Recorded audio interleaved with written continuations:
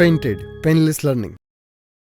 ચાલો તો chapter number 6 બેરોજગારી આપણે ભણતા હતા. છેલ્લા લેક્ચરોમાં આપણે એવું જોયું બેરોજગારી એટલે શું, તો કે બેરોજગારી એટલે એવી પરિસ્થિતિ કે જ્યાં પ્રવર્તમાન વેતન દરે કામ કરવાની ઈચ્છા શક્તિ અને તૈયારી હોય છતાં બિલકુલ કામ ન મળતું હોય એ પરિસ્થિતિને આપણે બેરોજગારી કહેતા હતા. આપણે જે છે બેરોજગારીના પ્રકાર જોયા. ટોટલ 4 પ્રકાર જે છે બેરોજગારીના પાડી શકાય. સમય આધારિત બેરોજગારી, આવક આધારિત બેરોજગારી, સંમતિ આધારિત બેરોજગારી અને છેલ્લું જે છે ઉત્પાદકતા આધારિત બેરોજગારી. સમય આધારિત બેરોજગારી એટલે શું, તો કે તમે જેટલો સમય કામ કરી શકો એના કરતાં કામ કેવું મળે, ઓછું મળે. આવક આધારિત બેરોજગારી એટલે શું, તો કે જીવન જીવવા માટે તમારે જેટલા આવકની જરૂર હોય એની કરતાં આવક કેવી મળતી હોય, ઓછી મળતી હોય. સંમતિ આધારિત બેરોજગારી એટલે શું, તો કે તમારી જેટલી લાયકાત છે આ લાયકાત કરતાં કામ કેવું મળતું હોય, ઓછું મળતું હોય.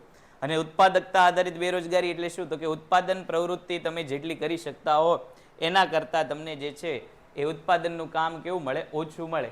એને આપણે જે છે બેરોજગારી કહેતા હતા. આવા 4 પ્રકારની બેરોજગારી વિશેની માહિતી આપણને રાજકૃષ્ણ સમિતિ દ્વારા વર્ષ 2011-12ના રિપોર્ટમાં આપેલી હતી. પછી આપણે જે છે બેરોજગારીના આગળ બીજા પ્રકારો જોયા. એમાં સંપૂર્ણ બેરોજગારી પેલું જોયું. તમને એવું કીધું તો દરેક બેરોજગારીનો અર્થ કે વ્યાખ્યા છે એ એક માર્કમાં પૂછાશે. સંપૂર્ણ બેરોજગારી એટલે શું સમજાવો, તો એની વ્યાખ્યા એમાં હતી કે લાયકાત હોય પણ સાવ કામ ન મળે એ સંપૂર્ણ બેરોજગાર કહેવાય. બીજું અર્ધ બેરોજગારી જોયું હતું કે લાયકાત કરતાં કામ ઓછું મળે, અર્ધ બેરોજગાર કહેવાય. પછી પ્રચ્છન્ન બેરોજગાર જોયું હતું કે દેખીતી રીતે વ્યક્તિ કામ તો કરતો હોય પણ એની સીમાંત ઉત્પાદકતા કેવી હોય, શૂન્ય હોય, એ પ્રચ્છન્ન બેરોજગાર હતું. ચક્રીય બેરોજગારીમાં આપણે એવું જોયું હતું કે ભાઈ અસરકારક માંગના અભાવે જે બેરોજગારી ઉદ્ભવે છે એને આપણે ચક્રીય બેરોજગારી કહેતા હતા. ઘર્ષણજન્ય બેરોજગારીમાં આપણે એવું જોયું હતું કે નવી ટેકનોલોજીના આવવાથી જે જૂની ટેકનોલોજીના કામદારો એ બધા બેરોજગાર બને, એ ઘર્ષણજન્ય બેરોજગારી હતું. પછી આપણે જે છે બેરોજગારી ઉદ્ભવવાના કારણો ભણતા હતા. તો એમાં આપણે જે છે પહેલું કારણ એવું ભણ્યા બેરોજગારી ઉદ્ભવવાના કારણમાં, તો કે સૌથી પહેલું વસ્તી વૃદ્ધિનો ઊંચો દર. જેટલી ઝડપથી દેશમાં વસ્તી વધે છે એટલી ઝડપથી રોજગારીની તકો વધતી નથી, પરિણામે બેરોજગારી સર્જાય છે. બીજું આપણે જોયું રોજગારીની તકોમાં ધીમો વધારો, કે ઝડપથી વસ્તીમાં તો વધારો થાય છે પણ એટલી ઝડપથી રોજગારી વધારી શકાતી નથી. પછી બચત અને મૂડીરોકાણનો નીચો દર એવું જોયું કે વ્યક્તિની માથાદીઠ આવક ઓછી હોય એટલે મોટાભાગની આવકનો શું થઈ જતો હોય, વપરાશ થઈ જતો હોય, એટલે વ્યક્તિ બચત કરી શકતો નથી. વ્યક્તિના બચતના અભાવે નવું મૂડીરોકાણ આવતું નથી, જે આગળ જતા બેરોજગારી લાવે છે. પછી મૂડી પ્રધાન ઉત્પાદન પદ્ધતિ, કે મોટાભાગના ઉદ્યોગ ધંધા જે છે પોતાની પ્રવૃત્તિ કોના આધારે કરે છે, યંત્ર આધારે કરે છે, જે બેરોજગારી લાવે છે. પછી વ્યવસાયિક શિક્ષણનું નીચું પ્રમાણ, કે વ્યક્તિ શિક્ષિત તો થાય છે પણ એનામાં તાલીમ કે જે સ્કિલની જરૂરિયાત હોય સ્કિલ કેવી આવે છે, ઓછી આવે છે, પરિણામે વ્યક્તિ શિક્ષિત હોવા છતાં બેરોજગાર રહે છે. અને હવે આપણે પહોંચ્યા છીએ માનવ શક્તિના આયોજનનો અભાવ. ચાલો અહીંયા સુધીમાં પહેલા અહીંયા બેઠેલા કે ઓનલાઈન કોઈને પણ અહીંયા સુધીમાં કઈ પ્રશ્ન ખરા? 6.3.5 એટલે કે વ્યવસાયિક શિક્ષણનું નીચું પ્રમાણ, ત્યાં સુધી આપણે ભણ્યા. ત્યાં સુધીમાં કોઈને કઈ પ્રશ્ન ખરા? ઓકે, નથી. ચાલો આગળ બીજા કોઈને કાંઈ? ઓકે, ડન છે. ચાલો અહીંયા બેઠેલામાંથી અહીંયા સુધીમાં કોઈને કઈ પ્રશ્ન ખરા? તો આગળના મુદ્દાથી આપણે જે છે એ શરૂઆત કરીએ. માનવ શક્તિના આયોજનનો અભાવ. માનવ શક્તિનું આયોજન શું કહે છે, તો કે વિદેશમાં મોટે ભાગે કેવું થાય કે વિદેશના વ્યક્તિઓમાં શિક્ષણનું પ્રમાણ એ રીતે આપવામાં આવે કે જે રીતે ભાવિ શ્રમની જરૂરિયાત હોય. દાખલા તરીકે ભાઈ એવું ખબર પડે કે ભાઈ આવનાર 10 વર્ષોમાં એન્જિનિયરની જરૂર છે, તો મોટા ભાગના શૈક્ષણિક સંસ્થાઓ કોને એડમિશન આપે? એન્જિનિયરના શિક્ષણ માટેનું એડમિશન આપે. આવનાર 10 વર્ષમાં હિસાબો લખી શકે એવા વ્યક્તિની જરૂર છે, તો એવા વ્યક્તિને શિક્ષણમાં પ્રાધાન્ય આપવામાં આવે કે જે લોકોને હિસાબ લખવું હોય. આવનાર સમયમાં સાયન્ટિસ્ટની જરૂર પડવાની છે, તો શિક્ષણ વ્યવસ્થા કોના આધારે કરવામાં આવે કે વ્યક્તિ ભણીને સાયન્ટિસ્ટ બની શકે. આ માનવ શક્તિનું આયોજન કહેવાય. પણ ભારત જેવા વિકાસશીલ દેશમાં આવું આયોજન છે નહીં. શું કામ? તો કે ભારતમાં આવનાર ભવિષ્યનો વિચાર નથી થતો. ભારતમાં ટ્રેન્ડ હાલતા હોય. ટ્રેન્ડ એટલે શું? તો કે એક સમયે જે આખો મોટો વર્ગ જે શિક્ષણ લેતું હોય બધા એવું જ શિક્ષણ લેતા હોય. વચમાં જો BCA ના ટ્રેન્ડ હતા કે બધા મોટા ભાગના જેટલા લોકો એડમિશન 12મું ધોરણ પૂરું થાય એટલે બધા જ BCA જ લેતા. હવે જો BCA ની નોકરીઓ તો કેવી છે, તો કે પ્રમાણમાં ઓછી છે, પણ સામે પક્ષે એક ટ્રેન્ડ આખો હતો કે જેટલા લોકો 12મું પાસ થાય બધા BCA ભણીને બહાર નીકળતા, તો જેટલા લોકો BCA ભણ્યું હોય છે બધાને નોકરી મળી જશે? નહીં મળે. ત્યારે કદાચ એવું હોય કે BCA ની સાથે સાથે બીજી કોઈ ડિગ્રીની જરૂરિયાત હોય. અત્યારે BCom નો ટ્રેન્ડ એવો છે કે જેટલા લોકો પાસ થાય બધા BCom લે, એટલે બધા લોકો એકારે BCom ની ડિગ્રી પાસ કરીને બહાર નીકળશે, તો બધાને નોકરી મળશે? નહીં. દેશે માનવ શક્તિનું આયોજન કરવાની જરૂર છે કે ભાઈ આવનાર વર્ષોમાં આપણે BCom ભણેલા કેટલા લોકોની જરૂર છે, BCA ભણેલા લોકો કેટલાની જરૂર છે, BBA ભણેલા કેટલા લોકોની જરૂર છે. એ મુજબ જો શિક્ષણ આપવામાં આવે તો બેરોજગારી હળવી કરી શકાય. પણ ભારતમાં આવું શક્ય બને નહીં. શું કામ? તો કે વસ્તી કેવી છે? વધારે છે. આયોજન કરવા જઈએ ભવિષ્યની નોકરી પ્રમાણમાં કેવી છે? ઓછી છે. એ મુજબ જો આયોજન કરીને શિક્ષણ આપવાનું શરૂ કરીએ તોય ભારતમાં બેરોજગારી કેવી જોવા મળે? વધુ જોવા મળે. યોગ્ય માનવ શક્તિનો આયોજનનો અભાવ. આયોજન કાળ દરમિયાન ભારતમાં માનવ શક્તિનું પૂરતું આયોજન થયું નથી. બજારમાં જે પ્રકારના શ્રમની માંગ હોય તે પ્રમાણેનું શ્રમ બળ તૈયાર નથી. એટલે બજારમાં જે નોકરી હોય એ નોકરી કરી શકે એવો વ્યક્તિ નથી. મેં તમને અગાઉ કીધું હતું નોકરી નથી એવું નથી, નોકરી ભરપૂર છે, પણ આપણી આવડત નથી નોકરીને મેળવવા માટેની. તો જે આવડત હોવી જોઈએ એ આવડતનો વિકાસ થઈ જાય તો સ્વાભાવિક છે કે બેરોજગારી આપણે શું કરી શકીએ? ઘટાડી શકીએ. અનિયોજિત શિક્ષણ વ્યવસ્થા. શૈક્ષણિક વિકાસ થાય છે વર્તમાન જરૂરિયાતનું વિશ્લેષણ વગર. શિક્ષણનો વ્યાપ વધે છે પણ ગુણવત્તા અને રોજગારી સાથેની સુસંગતતા નથી. નો ડાઉટ દેશમાં શિક્ષણ ધીરે ધીરે શું થાય છે? વધે છે. 72% વસ્તી દેશની જે છે શિક્ષિત છે અને આગળ જતા 74-75% આપણે પહોંચી જઈશું. પણ આ બધું શિક્ષણ કેવું છે? તો કે આ બધું જ જે શિક્ષણ છે ગુણવત્તા વગરનું છે. લોકો ભણે તો છે પણ ભણીને તે પોતાનો કામ ધંધો જાતે ગોતી શકે કે સારી એવી જગ્યાએ નોકરી કરી શકે એવા નથી. મેં તમને કાલે જ કીધું હતું ભાઈ અત્યારે તમે એકાઉન્ટ ગમે એવું સારું લખી શકો, પણ તમને કોઈક એમ કહેતું કે ભાઈ ચાલો કોમ્પ્યુટર ઉપર એકાઉન્ટ લખવા માંડો, તો આપણે સીધું કોમ્પ્યુટર ઉપર એકાઉન્ટ લખી શકશું? નહીં લખી શકીએ. આટલું બધું ભણ્યા પછી ફરી પાછું આપણે શું કરવું પડશે? તો કે કોમ્પ્યુટરમાં એકાઉન્ટ લખવા માટેની ટ્રેનિંગ લેવી પડશે. તો આ એ બાબત સૂચવે છે કે દેશમાં શિક્ષણ હોવા છતાં ગુણવત્તા કેવી છે? એની ઓછી છે. અપર્યાપ્ત તાલીમ અને કૌશલ્ય. હજારો યુવાનો દર વર્ષે ડિગ્રી મેળવે છે, તેમ છતાં તેમની પાસે અર્થતંત્રની જરૂરિયાત મુજબનું જ્ઞાન, તાલીમ કે કૌશલ્ય હોતું નથી. શિક્ષણ છે પણ તાલીમ કે કૌશલ્યનો અભાવ છે. લોકો ભણી તો જાય છે, ડિગ્રી તો મળી જ જાય છે, પણ આ ડિગ્રી કેવી છે? તાલીમ કે કૌશલ્ય વગર. મોટા ભાગનું જ્ઞાન કેવું છે? થિયરિકલ જ્ઞાન છે. ચોપડી વાંચવામાં આવે છે, જેટલું વાંચેલું છે એ પરીક્ષામાં જઈને ઉલટી કરી દેવાની એટલે આપણને માર્ક મળી જાય. બસ આ જ આપણી શિક્ષણ વ્યવસ્થા છે. જેટલું હજમ થયું એટલું પેટમાં લઈને ગયા, પરીક્ષાના પેપરમાં એ બધું ઓકે આવ્યા જઈને અને એના આધારે માર્ક મળી ગયા. લ્યો, આ આપણી શિક્ષણ વ્યવસ્થા છે. તો આના આધારે વ્યક્તિ કૌશલ્ય વાળો બનતો નથી, જે આગળ જતા શું બની જાય છે? બેરોજગાર બની જાય છે. પરિણામે તેઓ શિક્ષિત બેરોજગારીનો ભોગ બને છે.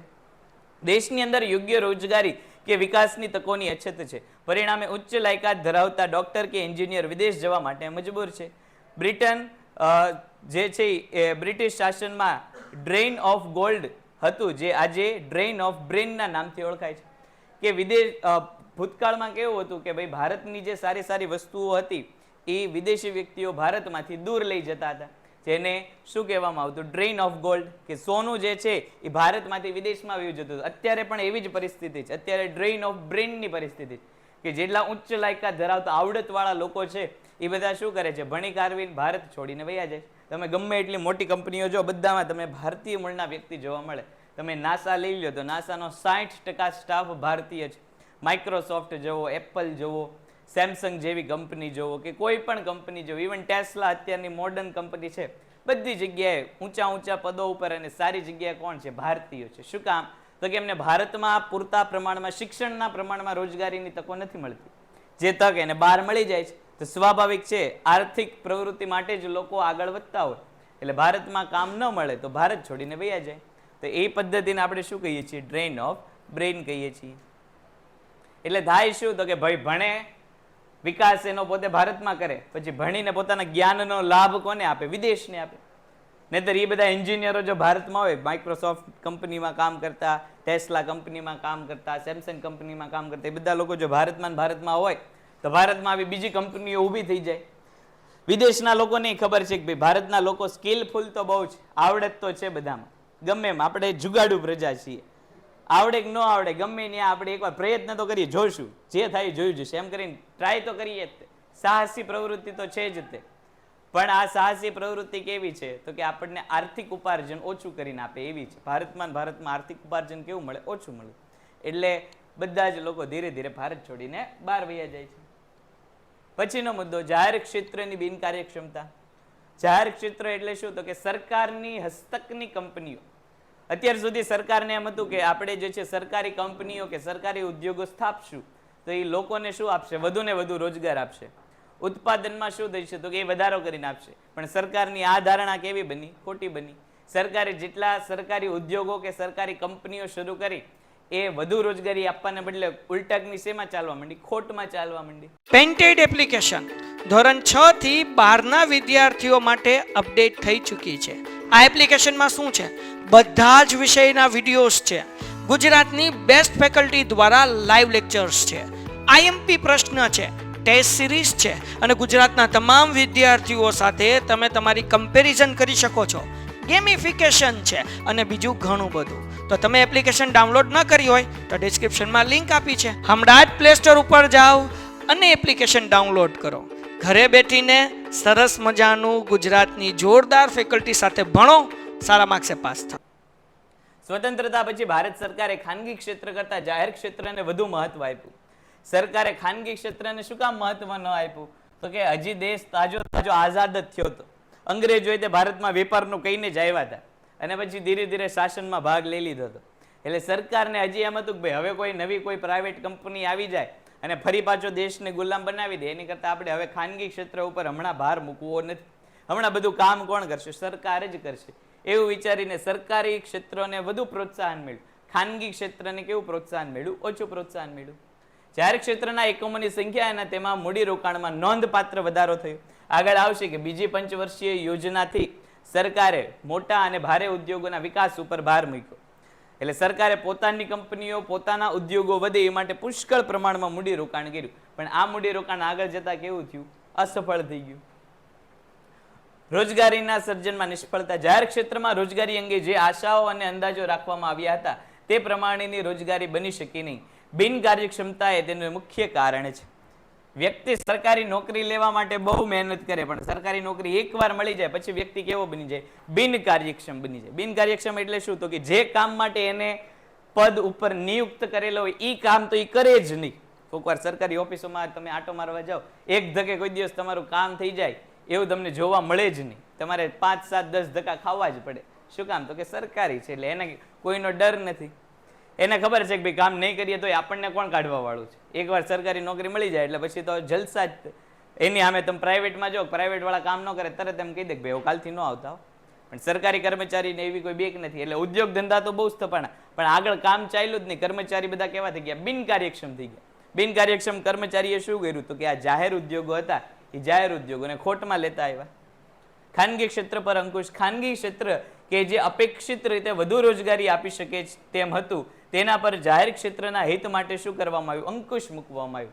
મેં તમને કીધું ને કે ભાઈ અંગ્રેજો જે રીતે વેપારથી સત્તા સુધી પહોંચી ગયા એવી રીતે હવે સરકારને ફરી એવો ડર હતો કે હવે નવી કોઈ કંપની ભારતમાં મોટી બની જાય અને ફરી પાછું જો વેપારમાંથી સત્તા ઉપર આવી જાય તો હવે એને જે છે કાઢવા કેવા છે? મુશ્કેલ છે.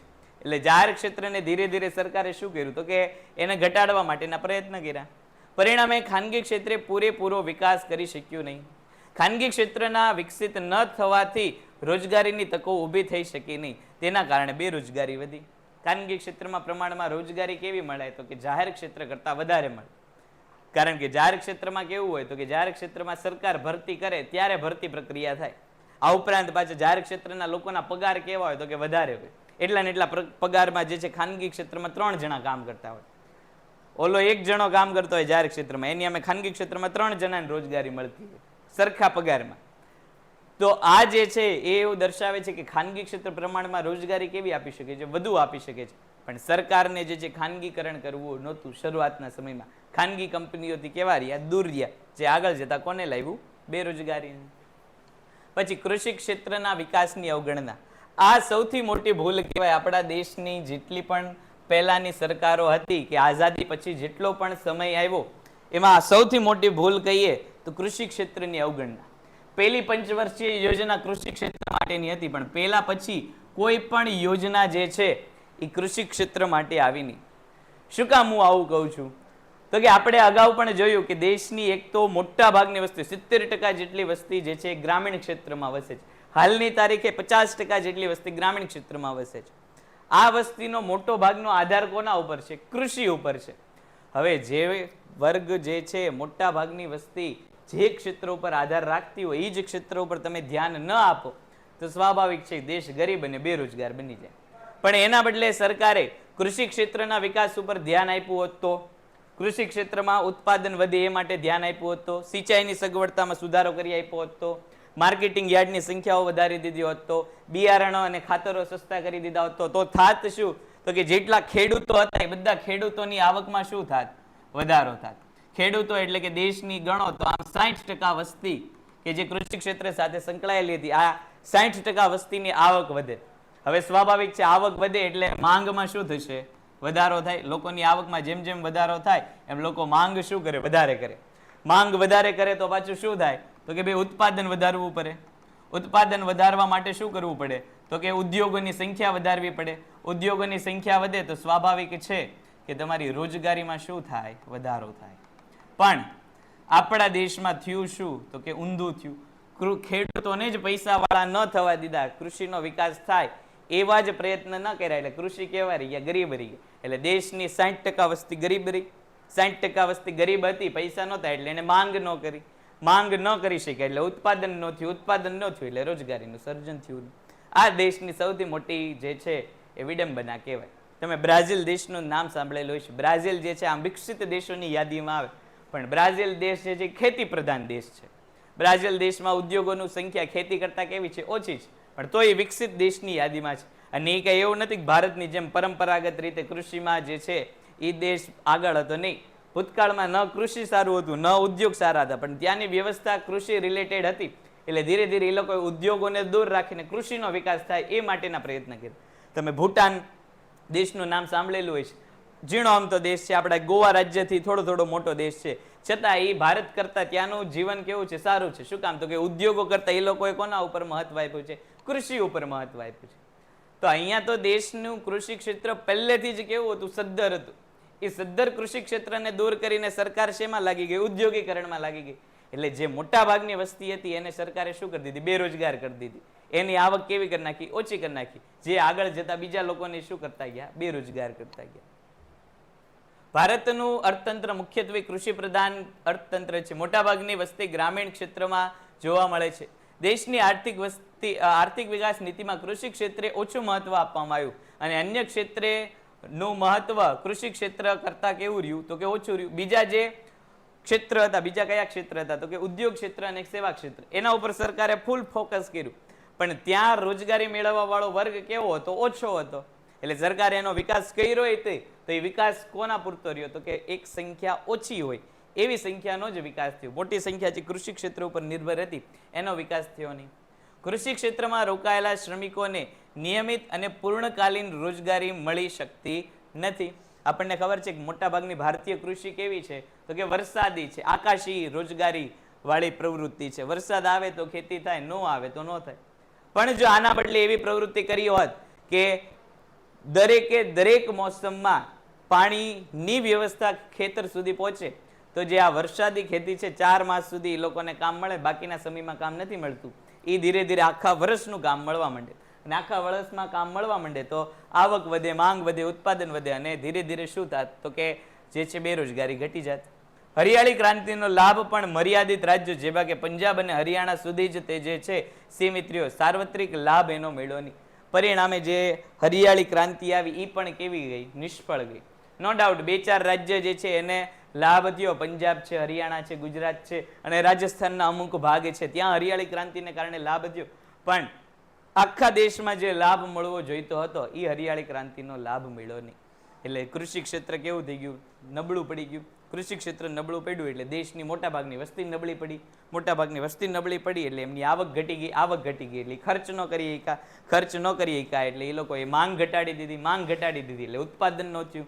ઉત્પાદન ન થયું એટલે નવા ઉદ્યોગો સ્થપાણા નહીં, નવા ઉદ્યોગો ન આવ્યા એટલે રોજગારી આવી. આ દેશની જે છે બેરોજગારીનું એક કારણ ગણી શકીએ. મુખ્ય સમસ્યાઓ: વધતી વસ્તીનો કૃષિ ઉપર અતિભારણ.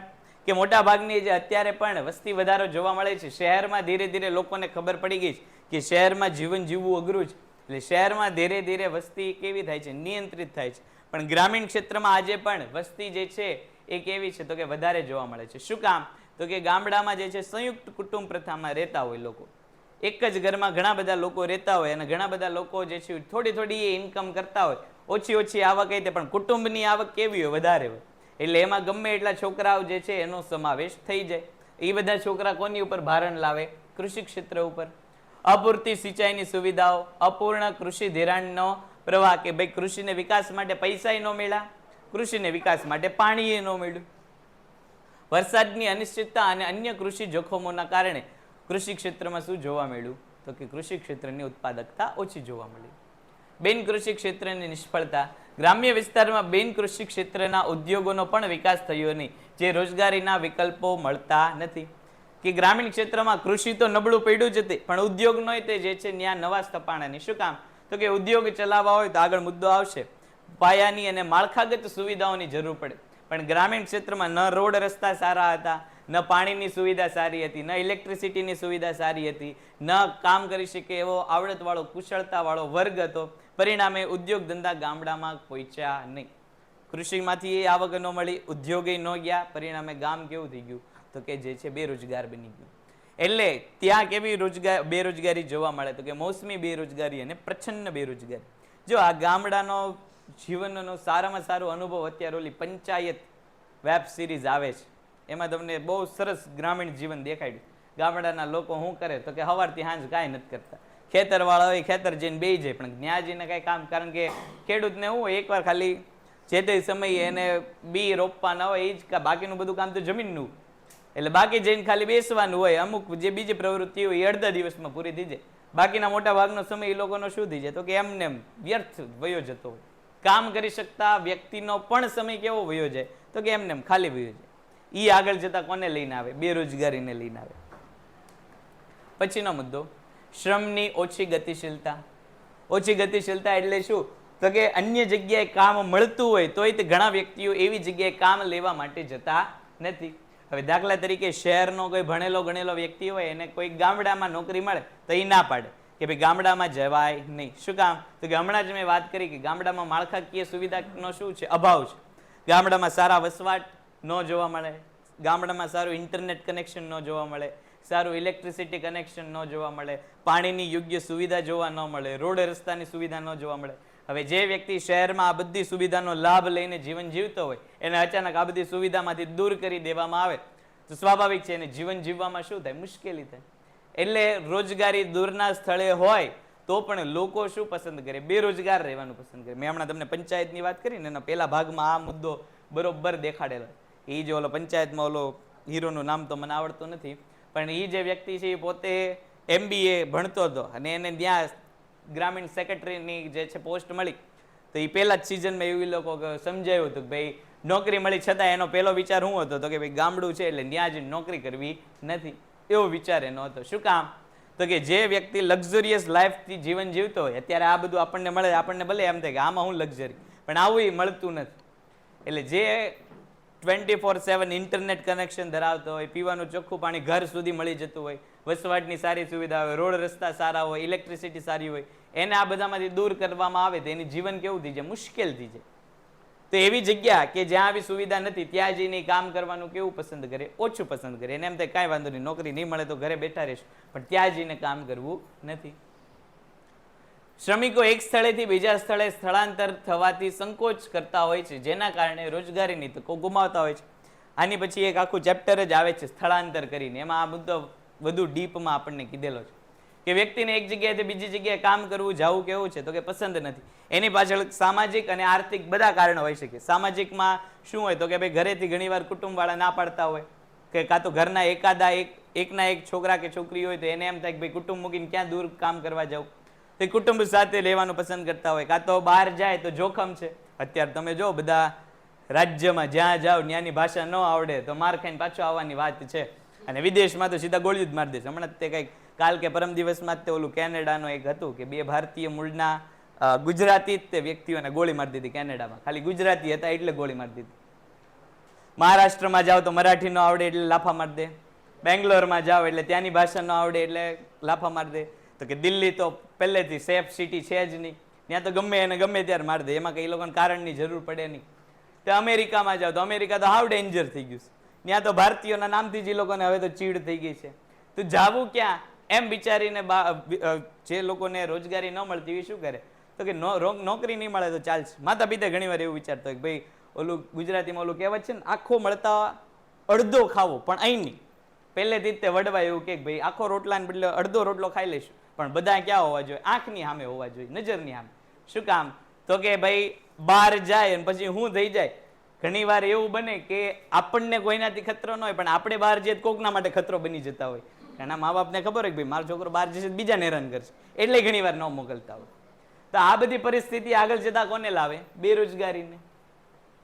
અવરોધ સર્જતા પરિબળો કયા છે? તો કે ભાઈ સામાજિક બંધનો, કૌટુંબિક જવાબદારીઓ, ભાષા, ધર્મ, સંસ્કૃતિની વિભિન્નતાઓ, માહિતીનો અભાવ, વાહન વ્યવહારની અપૂરતી સુવિધાઓ અને રહેઠાણની અછત. આ બધા કારણોસર જે છે એક વ્યક્તિ બીજી જગ્યાએ જવાનું પસંદ કરતો નથી.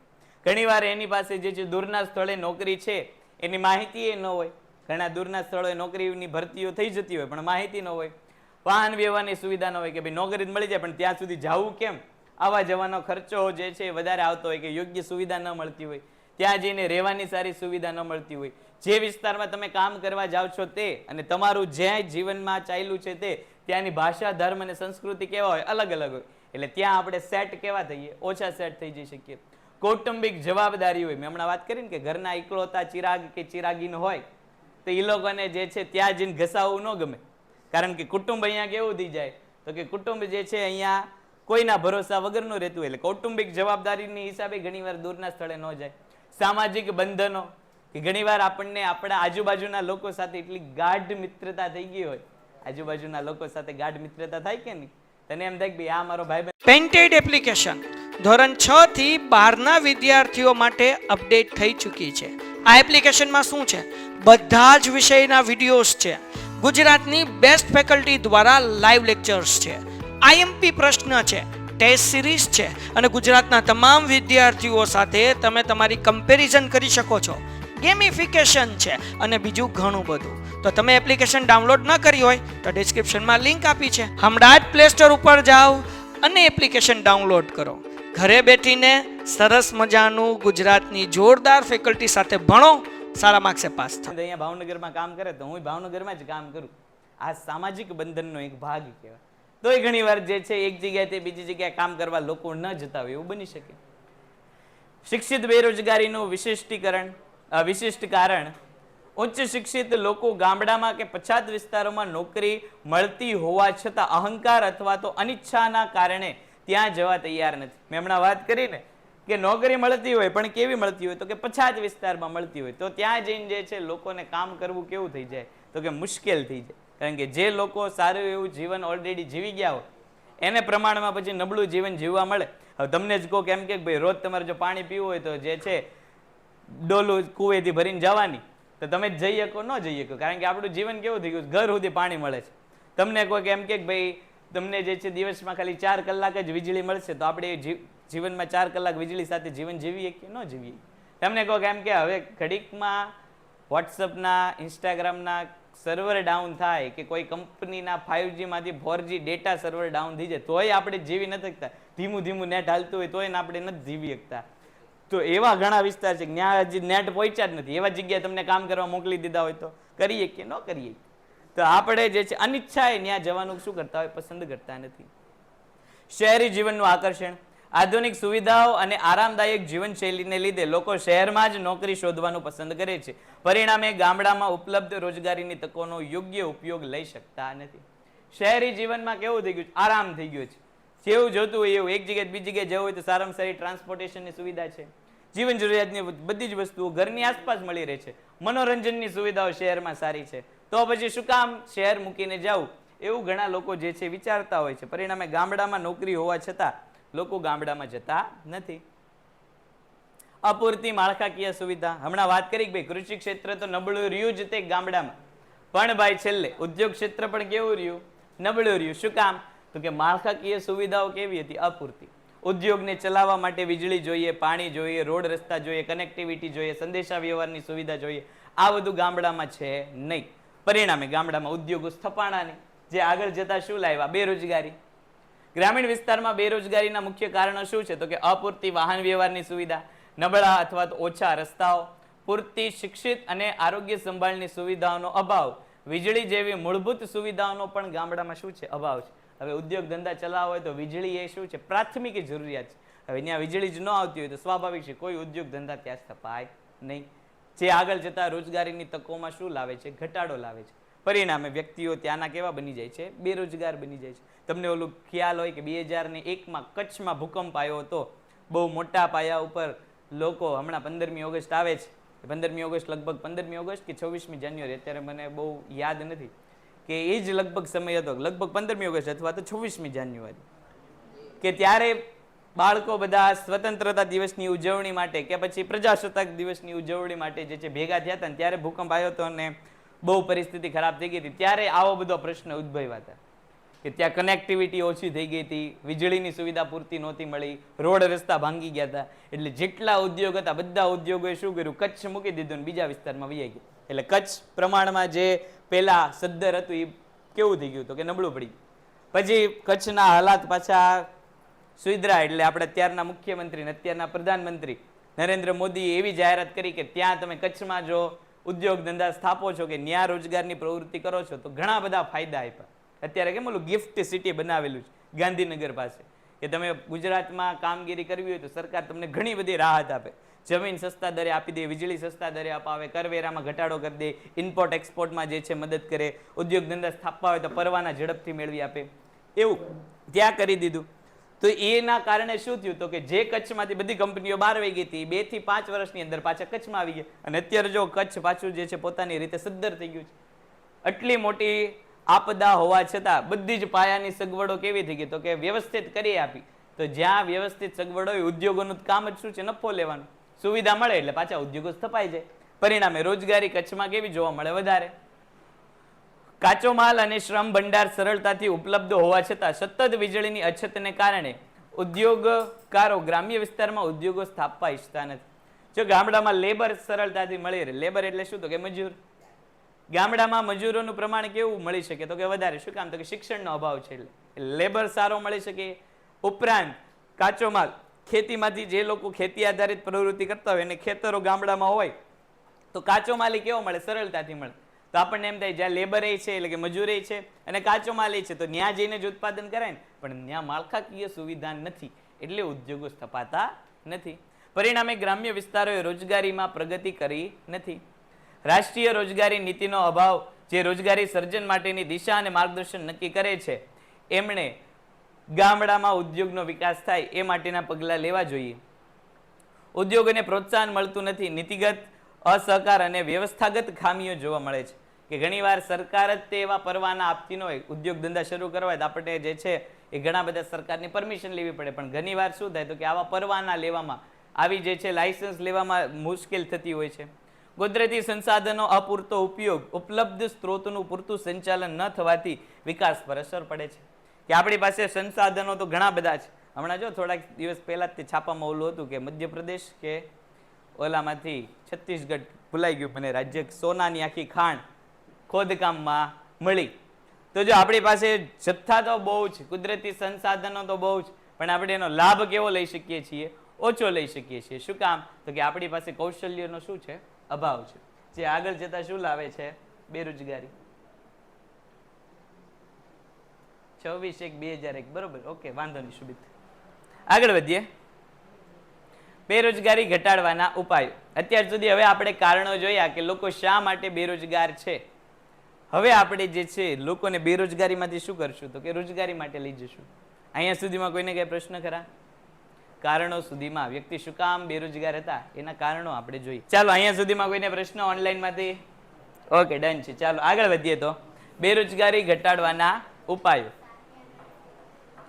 કે એકવાર આપણને ખબર પડી કે ભાઈ બેરોજગારી છે શું કામ, તો પછી આપણે એ દૂર કરવા માટેની પ્રવૃત્તિ કરી શકીએ. કેમ? એકવાર જો પેપરમાં માર્ક ઓછા આવ્યા હોય તો આપણને કારણ ખબર પડે કે બાજુવાળે જોવા નહોતું દીધું એટલે માર્ક ઓછા આવ્યા. તો હવે આપણે એ દૂર કરવા શું કરવું પડે? ચારો બાજુ વાળો ગોતી લેવાનો નહીં, તૈયારી કરીને જવાનું. કારણ ખબર પડી ગઈ કે ભાઈ આપણને કોઈ ચોરી કરવા નથી દેતું, તો આપણે શું કરશું? તૈયારી કરીને જઈશું. એવી રીતે અહીંયા આપણને કારણ ખબર પડી ગઈ છે કે બેરોજગાર વ્યક્તિ જે છે એ બને છે કઈ રીતે, તો હવે કારણો આપણે દૂર કરવાનો પ્રયત્ન કરશું. ભારતમાં બેરોજગારી દિન પ્રતિદિન ગંભીર સમસ્યા બની રહી છે. આ સમસ્યા માત્ર આર્થિક નહીં પરંતુ સામાજિક, નૈતિક અને માનવશાસ્ત્રીય પણ છે. ગરીબી અને બેરોજગારી બંને કેવી સમસ્યા છે? મોટે ભાગે આમ આર્થિક છે, પણ આર્થિકથી વધારે કેવી સમસ્યા છે? તો કે સામાજિક. કઈ રીતે સામાજિક? તો કે સમાજનો વર્ગ એક ધનિક વર્ગ હોય અને એક ગરીબ વર્ગ હોય તો સમાજમાં જે છે એ ભેદભાવ ઊભો થઈ જાય. ગરીબ વર્ગને અમીર વર્ગની શું થવા માંડે? ઈર્ષા થવા માંડે કે જે આગળ જતા સામાજિક વર્ગ વિગ્રહનો એક ભાગ બને. અંદરો અંદર પ્રજા એકબીજા સાથે શું કરવા માંડે? લડાઈ ઝઘડા. અને એ આગળ જતા જે છે દેશની પ્રગતિને અટકાવી દે. બીજું શું છે? તો કે નૈતિક જોખમ છે. હવે ગરીબ વ્યક્તિ હશે, બેરોજગાર વ્યક્તિ હશે, એનામાં નૈતિકતા કાંઈ હશે? કાંઈ નહીં. એને ગમે એમ પૈસા લેવા હશે, એ પછી કોકનું લૂંટફાટ કરીને પૈસા લેવા હોય, ખૂન કરીને પૈસા લેવા હોય, ચોરી કરીને, ગમે એ કરો પણ પૈસા લ્યો, તો એનું કામ એવું બની જશે. એટલે નૈતિકતાનો શું જોવા મળશે? અભાવ જોવા મળશે. અને પાછું શું છે? તો કે માનસશાસ્ત્રીય. માનસશાસ્ત્રીય એટલે શું? તો કે ગરીબ અને બેરોજગાર વ્યક્તિનું માનસિક સ્થિતિ જે છે એ આપણને બહુ ખ્યાલ ના આવી શકે કે સમાજમાં એનું જીવન કેવું છે. તો કે નિમ્ન પ્રકાર. અમુક વર્ષો થઈ જાય એટલે તમે જો નોકરી ન કરતા હો ને તો પહેલા આ બાજુના વર્ગને એમ પૂછે કે ક્યારે લગ્ન કરવા છે, અને અમુક સમય પછી આ બાજુના વર્ગને એમ કે ભાઈ ક્યારે નોકરી ધંધે ચડવું છે. બંનેની માનસ શાસ્ત્રીય પ્રવૃત્તિ છે કે અમુક સમય થઈ જાય ને તમે યોગ્ય જગ્યાએ ન પહોંચાવો તો પ્રેશર આવે કે હવે તો 12મું પૂરું કર્યું, હવે કોલેજે પૂરી થઈ ગઈ, હવે પછી માસ્ટરે પૂરી થઈ ગઈ, હવે નોકરીનું હું જ તરત ઘરેથી પૂછે. તો એમાં સમયનો લાંબા ગાળા સુધી નોકરી ન મળે. પછી જે છે અત્યારે ઘણા એવા હોય કે હજી 12મું ધોરણ ભણતા હોય એટલે આમ સ્કૂલમાં જ તે હોય તો અત્યારે આપણને માતા પિતા પાસે પૈસા લેવા થોડાક આમ અંદરથી એમ થાય કે ભાઈ ક્યાં પૈસા લેવા, અંદરથી એકવાર હવે વિચાર આવે એવું કે એમની પાસે જ નથી લેવા, ખરાબ લાગશે. શું કામ? તો કે ધીરે ધીરે એ મનસ્થિતિ સુધી આપણે પહોંચતા જઈએ. પણ હવે 30 વર્ષ સુધી તમે કાંઈ કમાતા જ ન હો, બેરોજગાર બેઠા હો, પછી પપ્પાને એમ કેવું પડે કે લાવો તો 50 રૂપિયા ભાઈ બનાર જવું છે, તો એની મનસ્થિતિ કેવી કહેવાય? એ કરુણ પરિસ્થિતિ કહેવાય કે 30 વર્ષ 32 વર્ષ સુધી એ રોજગારી મળતી નથી. એ રોજગારીના કારણે તમારે જે છે વૃદ્ધ માતા પિતા ઉપર આશ્રિત રહેવું પડે છે. એ સમાજમાં તમારો દરજ્જો કેવો લાવે? નીચો લાવે. એટલે આ માત્ર આર્થિક નહીં પણ સામાજિક, નૈતિક અને માનવશાસ્ત્રીય જે છે એ બધા જ પ્રશ્નો લાવતા હોય છે. રાજકીય દ્રષ્ટિએ પણ સમસ્યાનો ઉકેલ અગત્યનું છે. પ્રથમ પંચવર્ષીય યોજનાથી જ બેરોજગારી ઘટાડવાનું લક્ષ્ય રાખવામાં આવ્યું છે. 5મી અને 6ઠી યોજનામાં ખાસ કરીને બેરોજગારી ઉપર વિશેષ ધ્યાન આપવામાં આવ્યું છે. તમને એક માર્કમાં પ્રશ્ન પૂછાય કે બેરોજગારી ઘટાડવા માટે કેટલામી પંચવર્ષીય યોજનાઓ ઉપર મહત્વની કામગીરી કરવામાં આવી? તો બેરોજગારી ઘટાડવા માટે 5મી અને 6ઠી પંચવર્ષીય યોજનામાં મહત્વનું કામ કરવામાં આવ્યું. 8મી યોજનામાં રોજગારીને હક અને મૂળભૂત અધિકાર બનાવવાનો પ્રયત્ન કરવામાં આવ્યો હતો. તો અહીંયા પણ તમને જે છે MCQ પૂછાઈ શકે કે રોજગારીનો મૂળભૂત અધિકાર કઈ યોજનામાં બનાવવામાં આવ્યો હતો? 8મી પંચવર્ષીય યોજના. તમે સામાજિક વિજ્ઞાનમાં ઓલું ભણીને આવ્યા હતા, અમુક તમારી ફરજો, નૈતિક ફરજો અને તમારા હકો, તો એમાંથી રોજગારીનો મૂળભૂત અધિકાર કે જે વ્યક્તિ દેશમાં જન્મે છે એને કામ તો મળી જ જશે એવો અધિકાર આપવાનું વિચારતા હતા. અને એ માટે બંધારણમાં સુધારા કરવાની પણ કોશિશ કરવામાં આવી હતી કે લોકો જેટલા પણ ભારતમાં હશે ને બધાને જ સરકાર નોકરી આપશે એવો અધિકાર વિચારતા હતા કે લાવશે. પણ પછી સરકારને ખબર પડી ગઈ કે ના, આવું અહીંયા ન લવાય, કારણ કે અહીંયા વસ્તીના કંઈ ઠેકાણા રહેતા નથી, ખોટા આવો કોઈ કરાર કરી નાખશું તો આપણે જ તે હલવાઈ જશું. એટલે વિચાર થયો, પણ વિચાર પાછો કેવો થઈ ગયો? બંધ થઈ ગયો. રાજ્યની જવાબદારી. લોકો માટે યોગ્ય રોજગારીની તકો પૂરી પાડવી એ રાજ્યની પ્રાથમિક જવાબદારી છે. બેરોજગારી ઉકેલવા માટે સહિયારા પ્રયાસની જરૂર છે. પિક્ચર નથી સહિયારા. સહિયારા એટલે શું? તો કે બધા એક સાથે ભેગા થઈને ખાનગી, સહકારી અને સરકારી ત્રણેય ક્ષેત્રોએ ભેગા થઈને કામ કરવાનું છે. એમ સહિયારા ભેગું થવાનું છે. હા, મને હતું જ તે. હું આ ઘરે હજી હું PDF બનાવતો હતો ને આ સહિયારા આવ્યો ને એટલે મને લાગ્યું જ હતું કે આવશે બધા, કારણ કે અત્યારે સહિયારાના ટ્રેન્ડ છે. કપડાં કાઢીને રોવેશ થિયેટરમાં બધા નાખી દેવાના માણસો બધા. હું એવા તો પિક્ચરમાં હમણાં એ નથી એકાદો પ્રશ્ન અર્થતંત્રનો પૂછી લીધો હોય ને તો ક્યાંય બી જાય તોય રોવા માંડે કે આવું મને ક્યાં પૂછી લીધું. પણ આ દેશની ના, મને હું તો પિક્ચર જ મને તો આવું નથી ગમતા. હારા આવતાય નથી કઈ. હું કાર્ટૂન જોઈ લઉં એની કરતા. મને એમ આનો કરતા આમાં કઈક લોજિક છે. અત્યારના પિક્ચર કરતા કાર્ટૂનમાં કઈક લોજિક જોવા મળે છે. પિક્ચર વાળા તો એ તો ખાલી વાત કહેવાની હોય, બાકી એવો ક્યાં ટાઈમ છે? રોજગારી વાળા વ્યક્તિને એવો કાંઈ ટાઈમ મળે નહીં. હા અત્યારે કામ મહત્વનું છે, થાય ત્યાં સુધી પહેલા અત્યારે કરી નાખ્યા, પછી જોયું જશે આગળ શું થાય છે. હા ગટપણમાં બરોબર, ગટપણમાં પછી એ જ જોવાનું, ગટપણમાં કામ શું થાય. શું કે છે જોજે. પણ આ બધું પૂરું થઈ જાય પછી. ચાલો સૌથી પહેલો મુદ્દો, કારણમાં સૌથી પહેલું કારણ હતું, એ જ કારણને દૂર કરવા માટેનો સૌથી પહેલો ઉપાય એટલે કે વસ્તી નિયંત્રણ. કારણમાં આપણે સૌથી પહેલું જ કારણ જોયું હતું કે વ્યક્તિમાં દેશમાં બેરોજગારી માટેનું સૌથી મુખ્ય કારણ શું છે? પેન્ટેડ એપ્લિકેશન ધોરણ 6 થી 12ના વિદ્યાર્થીઓ માટે અપડેટ થઈ ચૂકી છે. આ એપ્લિકેશનમાં શું છે? બધા જ વિષયના વિડીયોઝ છે, ગુજરાતની બેસ્ટ ફેકલ્ટી દ્વારા લાઈવ લેક્ચર્સ છે, આઈએમપી પ્રશ્ન છે, ટેસ્ટ સિરીઝ છે અને ગુજરાતના તમામ વિદ્યાર્થીઓ સાથે તમે તમારી કમ્પેરિઝન કરી શકો છો. ગેમિફિકેશન છે અને બીજું ઘણું બધું. તો તમે એપ્લિકેશન ડાઉનલોડ ન કરી હોય તો ડિસ્ક્રિપ્શનમાં લિંક આપી છે, હમણાં જ પ્લે સ્ટોર ઉપર જાઓ અને એપ્લિકેશન ડાઉનલોડ કરો. ઘરે બેઠીને સરસ મજાનું ગુજરાતની જોરદાર ફેકલ્ટી સાથે ભણો, સારા માર્ક્સે પાસ થાઓ. તો કે વસ્તી વધારો, જો વસ્તી જ ઘટાડી દેવામાં આવે તો જેટલી સમસ્યા છે, મોટા ભાગની સમસ્યા આપણે કેવી કરી શકીએ? હળવી કરી શકીએ. વસ્તી નિયંત્રણ લાવીને. જો ચીન એક સમયે આમ જો તો બેરોજગારીનો સૌથી મોટો ભોગ બનેલો દેશ હતો. ચીનનું ડેવલપમેન્ટ ભારત કરતા વધારે છે, છતાં ત્યાં બેરોજગારી કેવી જોવા મળતી? વધારે. એટલે એ લોકોએ 2001-2ની આજુબાજુ વન ચાઇલ્ડ પોલિસી લાવ્યા. વન ચાઇલ્ડ પોલિસી એટલે શું? તો કે એક દંપતીને એક જ બાળક હોવું જોઈએ, એકથી વધારે બાળક હોવા જોઈએ નહીં. એટલે ધીરે ધીરે ત્યાં શું થયું તો કે 10-15 વર્ષ સુધી આ વન ચાઇલ્ડ પોલિસી ચાલે. એટલે ધીરે ધીરે નવા બાળકોની સંખ્યા કેવી થવા માંડી? ઓછી થવા માંડી. એટલે અત્યારે આ જે દેશ આપણો આગળ ચીન કરતા નીકળી ગયો છે વસ્તીમાં, એની પાછળનું એક કારણ આ વન ચાઇલ્ડ પોલિસી છે. જો આપણા દેશમાં આવું કાંઈક લાગુ થાય, વસ્તી નિયંત્રણ લાગુ થાય તો અને માત્ર તો જ તે જે છે આપણે બેરોજગારી અને ગરીબીને દૂર કરી શકીએ. હવે સામે પક્ષે શ્રમનો પુરવઠો કેવો થઈ જાય? ઓછો થઈ જાય. તો સ્વાભાવિક છે જેટલો શ્રમનો પુરવઠો ઓછો થઈ જશે એની સામે રોજગારીની તકો કેવી દેખાશે? વધુ દેખાશે. અત્યારે રોજગારીની તકો છે પણ દેખાતી શું કામ નથી? તો કે વસ્તી વધારે છે એટલે. હવે જો વસ્તીને જ ઘટાડી દેવામાં આવે તો બધા સાધન સંપત્તિનો ઉપયોગ આપણે કેવો કરી શકીએ? ઇષ્ટતમ, સારામાં સારો કરી શકીએ. રોજગારીની તકો આપોઆપ કેવી દેખાય? આપણને વધુ દેખાય. હવે મેં હમણાં તમને વાત કરી હતી કે ભાઈ ઓલું ક્લાસ 3ની પરીક્ષા હતી, ક્લાસ 3ની ભરતી હતી, 3000 જગ્યા ઉપર 3 લાખથી વધારે ફોર્મ ભરાણ. હવે 3 લાખની વસ્તી જ ન હોય તો, વસ્તી જ 50,000ની હોય તો 3000ની પોસ્ટ માટે 50,000 જ ફોર્મ ભરાય. તો વસ્તી ઘટે એ દેશ માટે શું છે? તો કે એ દેશ માટે જરૂરી છે.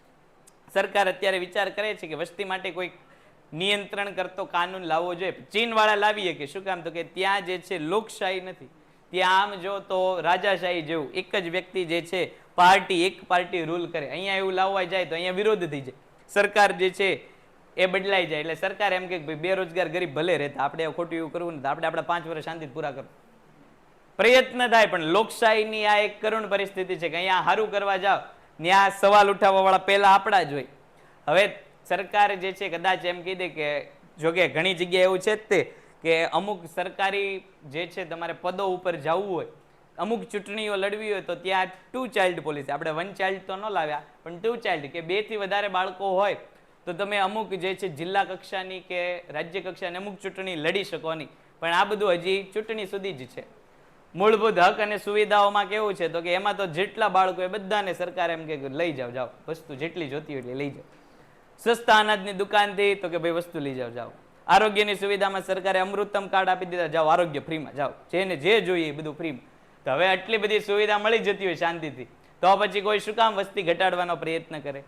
બધાને ફ્રીમાં શિક્ષણ મળે છે, ફ્રીમાં અનાજ મળે છે, ફ્રીમાં આરોગ્ય મળે છે, તો પછી કોઈ સ્વેચ્છા એવું વિચારે કે આપણે વસ્તી ઘટાડવી જોઈએ? ન વિચારે. સરકાર નિયંત્રણ કરીને વસ્તી ઘટાડે તો વાત અલગ છે. પણ હમણાં તે આ વસ્તીનો તે હમણાં ઓલું વાંચતો હતો તે એમાં વાંચ્યું કોક હૈદરાબાદનો કોક MLA કે સાંસદ કે એવું છે.